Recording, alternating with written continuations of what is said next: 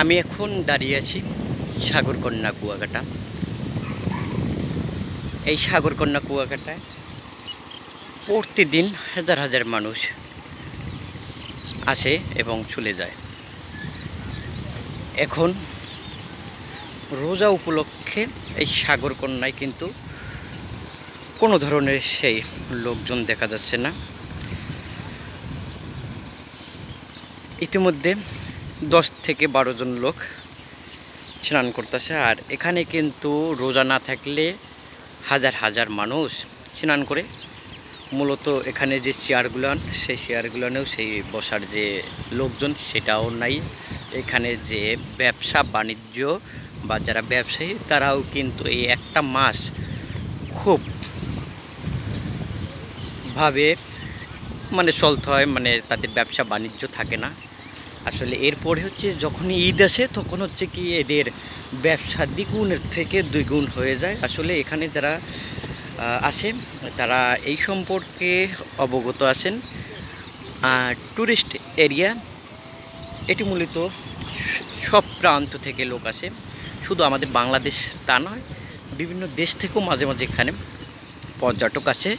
কিন্তু সবচেয়ে বেশি বিদেশি পর্যটক আছে আমাদের কক্সবাজার। সেখানে কিন্তু ওপেনলি প্রতিদিন 50, 60, 100 জন লোক আপনার বিদেশি পর্যটক থাকবে। আর এটা হচ্ছে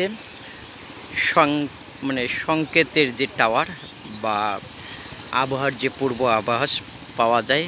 এর উপরে যে বাতি, এই বাতিতে আমি রাত্রিবেলা দেখেছি লাল আর একটা নীল বাতি জ্বলে। আসলে যখন হচ্ছে কি আবহাওয়া খারাপ থাকে সমুদ্রের, তখন হচ্ছে এই বাতিগুলো সিগন্যাল দেয় এবং মানুষকে বোঝানোর চেষ্টা করে যে এটা বিপজ্জনক। এর জন্য রেখেছে। মূলত সমুদ্রে মোটামুটি উত্তাল এবং ঢেউটা খুবই ভালো। কিছুক্ষণ আগেই আমি এখানে স্নান করেছি আমার সপরিবার নিয়ে। বড় সারপ্রাইজ হচ্ছে কি আমার ভাগ্নাকে নিয়ে কিন্তু আমি আজকে এখানে স্নান করছি এবং আমার মা আছে এবং বাবাও আছে। আসলে খুব ভালো লেগেছে। আসলে এই দিনটি যে আবার কবে ফিরে আসবে বলা যায় না। আর আমরা এর পিছনে হচ্ছে কি যে রেস্টুরেন্টটা দেখতেছেন, যে হোটেল, এটা মূলত হচ্ছে কি যারা গাড়ি ভাড়া করে, বাস ভাড়া করে 40, 50, 100, 200 প্লাস লোকজন আসেন তাদের জন্য কিন্তু এটা একটা পারফেক্ট জায়গা। কারণ হচ্ছে কি এখানে রুমগুলো হচ্ছে কি অনেকটাই ভালো এবং ভিতরে 4টা করে বেড। এই বেডের কারণে হচ্ছে কি 10 থেকে 15 জন লোক অনায়াসে থাকতে পারে। আমরা এখন খাবার দেবো, এর কারণ হচ্ছে কি এখানের যে ছাতাগুলান, সেই ছাতাগুলান হচ্ছে কি ঢেকে রেখেছিল। এরপরে হচ্ছে কি এগুলান আবারে এখন মেরামত করতেছে। কারণ হচ্ছে কি আমরা কিছুক্ষণের মধ্যে কিন্তু এখানে খাবার দেব।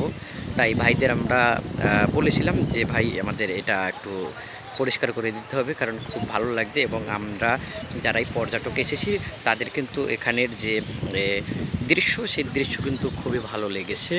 তাই এই কাজ সম্পূর্ণের পরে কিন্তু আমরা খাবার দেবো। আর আমি ভিডিওটা যেখান থেকে করছি সেটা হচ্ছে মূলত আমাদের বাস গাড়ি।